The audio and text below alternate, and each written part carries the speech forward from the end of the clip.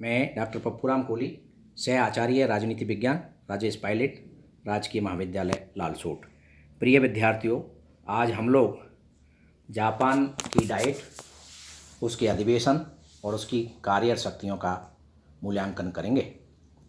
Japan की राष्ट्रीय संसद एक दिशात्मक व्यवस्थापिका है जिसे डाइट कहा जाता है। संविधान के अनुच्छेद 41 में कहा गया है कि डाइट राज्य की शक्ति का सर्वोच्च अंग होगा और राज्य एकमात्र विधि निर्माण करने वाला अंग होगा। नवीन संविधान 1947 में डाइट की स्थिति को महत्वपूर्ण बना दिया गया है। प्रधानमंत्री और कैबिनेट को डाइट के प्रति सामूहिक रूप से उत्तरदायी बनाकर उसे शासन व्यवस्था की प्रमुख धुरी बना दिया गया है। डाइट का निर्माण दो सदनों से मिलकर होता है, क्रमशः प्रतिनिधि सभा या प्रतिनिधि सदन और द्वितीय सभासद सदन।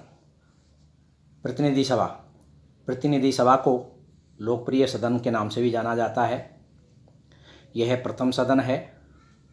इसके कुल सदस्यों की संख्या 465 है।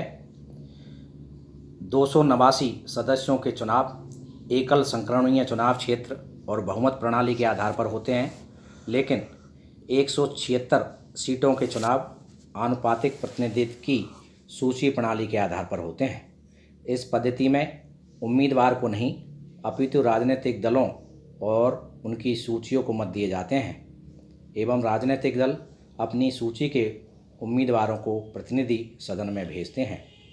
प्रतिनिधि सदन के लिए चुनाव की इस पद्धति को 1996 में अपनाया गया है। प्रतिनिधि सभा का कार्यकाल 4 वर्ष का होता है और इसमें निर्वाचन लड़ने वाले प्रत्याशियों की आयु 25 वर्ष निर्धारित की गई है। सदन की बैठकों की गणपूर्ति के लिए सदस्यों की संख्या का तिहाई भाग आवश्यक है। प्रतिनिधि सभा के लिए स्पीकर का भी प्रावधान किया गया है, जिसका चयन प्रतिनिधि सभा स्वयं करती है, जिसका कार्यकाल सदन के कार्यकाल के बराबर होता है। द्वितीय सदन सभासद सदन। सभासद सदन डाइट का द्वितीय सदन है। इसके सभी सदस्य निर्वाचित होते हैं। इसके निर्वाचन में वे सभी मतदाता भाग लेते हैं जो प्रतिनिधि सभा के सदस्यों को चुनते हैं। निर्वाचन वयस्क मताधिकार के आधार पर होता है। इसके कुल सदस्य 245 हैं। इनमें से 146 सदस्य भौगोलिक आधार पर चुने जाते हैं और उन 451 निर्वाचन जिलों में से चुने जाते हैं जिसमें देश को विभाजित किया गया है और जो स्थानीय प्रशासनिक क्षेत्रों के अनुरूप होते हैं। शेष 98 सदस्य संपूर्ण राष्ट्र द्वारा आनुपातिक प्रतिनिधित्व की सूची पद्धति के आधार पर निर्वाचित किए जाते हैं। सभासद सदन का प्रत्येक सदस्य 6 वर्ष के लिए चुना जाता है और 3 वर्ष पश्चात आधे सदस्य अवकाश ग्रहण करते हैं और उनके स्थान पर नए सदस्य निर्वाचित होते हैं। सभासद सदन के लिए निर्वाचित होने के लिए 30 वर्ष की आयु होनी चाहिए। सदन की गणपूर्ति के लिए 1/3 सदस्यों की उपस्थिति आवश्यक है। सभासद सदन का एक भी अध्यक्ष होता है। वह सदन के अधिवेशन के रूप में गुप्त मतदान द्वारा निर्वाचित होता है। उसका कार्यकाल उनकी सदस्यता के अनुसार निर्धारित होता है। डाइट के अधिवेशन साधारणतया 3 प्रकार के होते हैं: साधारण, असाधारण तथा विशेष। संविधान के अनुच्छेद 52 में कहा गया है कि डाइट साधारण अधिवेशन वर्ष में एक बार अवश्य ही होगा। साधारण अधिवेशन के लिए मंत्रिमंडल के निर्णय के अनुसार राजाज्ञा जारी कर दी जाती है।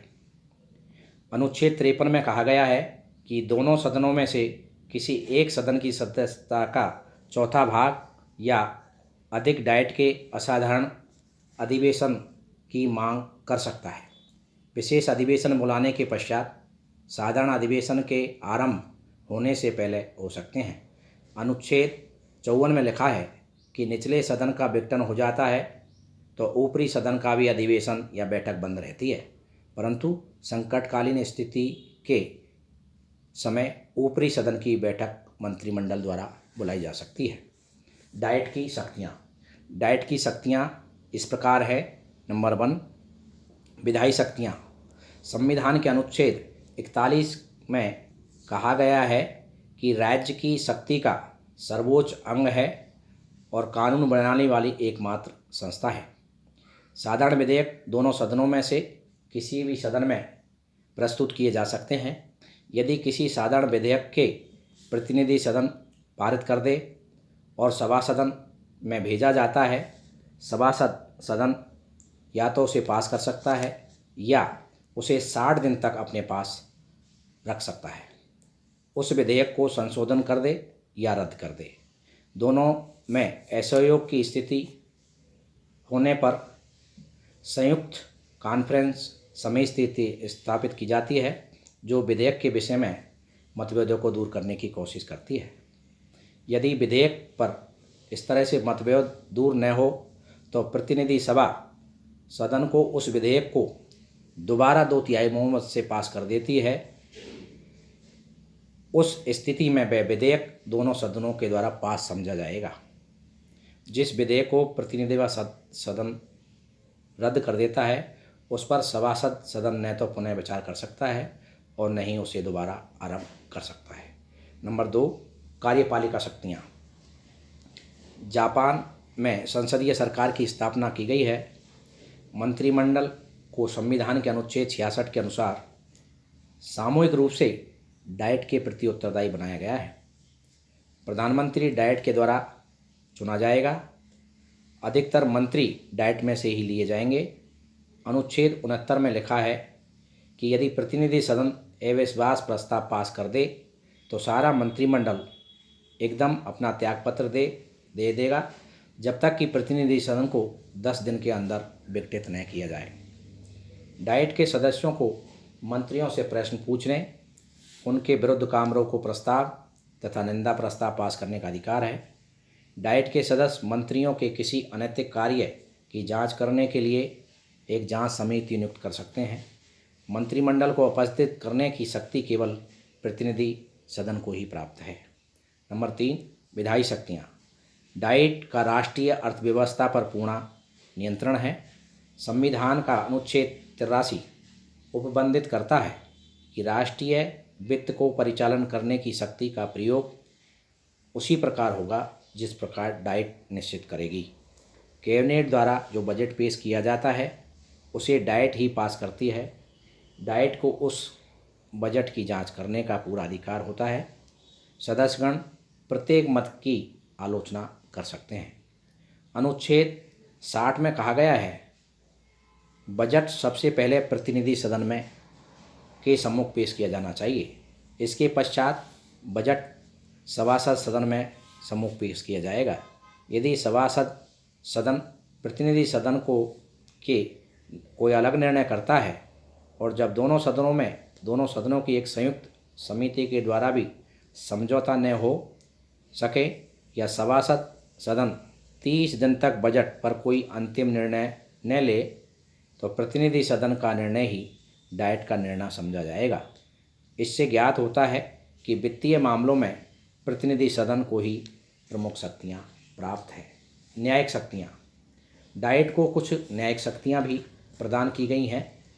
यह कानून द्वारा संविधान के उपबंधों के अंतर्गत न्यायपालिका का संगठन, न्यायाधीशों का वेतन तथा न्यायालयों की कार्यप्रणाली निश्चित करती है। अनुच्छेद 64 के अनुसार डाइट अपने सदस्यों में से एक महाभियोग न्यायालय की स्थापना करेगी जो उन न्यायाधीशों के विरुद्ध जांच करेगा जिनको अलग करने के लिए कार्रवाई आरंभ की गई है। यदि कोई न्यायाधीश भ्रष्टाचार फैलाए, अपने कर्तव्य की उपेक्षा करे, उसके विरुद्ध महाभियोग की कार्रवाई की जा सकती है। न्यायाधीश पर आरोप एक दोषारोपण समिति लगाती है। इसमें दोनों सदनों के बराबर सदस्य लिए जाते हैं। डाइट के दोनों सदन अपने में से एक महाभियोग न्यायालय चुनते हैं जिनकी सदस्य संख्या 14 है। इनमें दोनों सदनों के बराबर सदस्य लिए जाते हैं। नंबर 5, निर्वाचन संबंधी शक्तियाँ। प्रधानमंत्री डाइट के सदस्यों में से एक प्रस्ताव के द्वारा चुना जाएगा। प्रत्येक सदन अपने सदस्यों की योग्यता को निश्चित करता है। प्रत्येक सदस्य अपने प्रथम अधिवेशन में अध्यक्ष, उपाध्यक्ष, स्थायी समितियों के अध्यक्षों और सेक्रेटरी जनरल का निर्वाचन करती है। इस प्रकार कार्यपालिका शक्तियों की दृष्टि से सभासद सदन की स्थिति निर्बल है। प्रधानमंत्री के चयन में प्रतिनिधि सभा के अधिकार ही सर्वोच्च हैं। द्वितीय सदन केवल 20 दिन का विलंब कर सकता है। यद्यपि संविधान में मंत्रिपरिषद को डाइट के प्रति उत्तरदायी बनाया गया है, परंतु व्यवहार में इंग्लैंड और भारत के समान वह प्रतिनिधि सदन के प्रति ही उत्तरदायी है।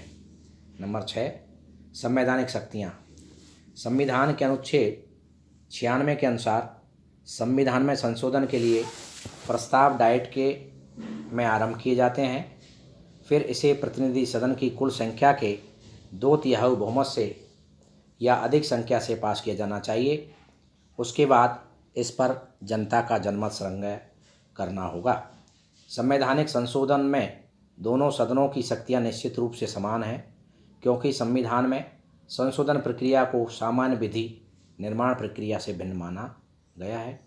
समस्त संशोधन संबंधी प्रस्तावों को दोनों सदनों की संयुक्त बैठक में 2/3 सदस्यों के बहुमत से पारित होना अनिवार्य है।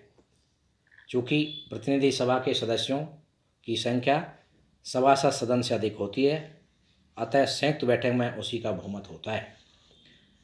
इस प्रकार हम कह सकते हैं कि जापान में डाइट एक राष्ट्रीय फोरम के रूप में कार्य करती है, जिसके अंदर जनता की राय व्यक्त की जाती है और जिसके अंदर जनता को शासन तथा विरोध दोनों के बारे में शिक्षित किया जाता है।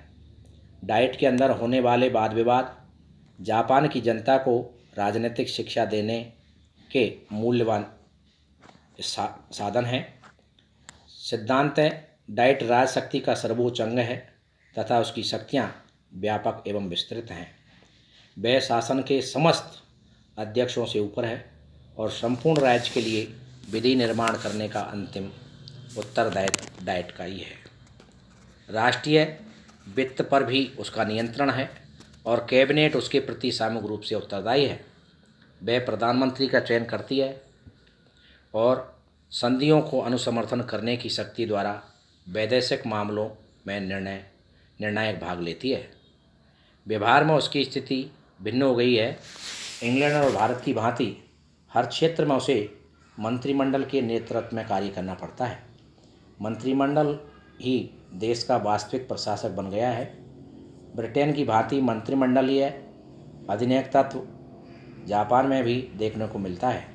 मंत्रिमंडल प्रतिनिधि सभा का विघटन कर सकता है। विधेयक के संबंध में कार्यपालिका के समर्थन हेतु सुविधा करने वाली संस्था मात्र रह गई है। परियोजनाओं कहीं और शुरू होती हैं, सदन केवल उसका परीक्षण करते हैं, अतः उन पर वाद विवाद करते हैं और प्रचार करते हैं। कभी कभी उसमें कुछ संशोधन कर देते हैं और अंततः उन्हें कानून के रूप में पास कर देते हैं। पिछले कई चुनावों से यह तथ्य उभर कर आया है कि प्रतिनिधि सभा में किसी भी दल को स्पष्ट बहुमत प्राप्त नहीं होता तो जोड़ तोड़ की सरकार बनती हैं। पहली बार 1996 के प्रतिनिधि सदनों के चुनावों में 500 में से 200 सीटों के लिए आंशिक सामूहिक प्रतिनिधित्व प्रणाली को अपनाया गया।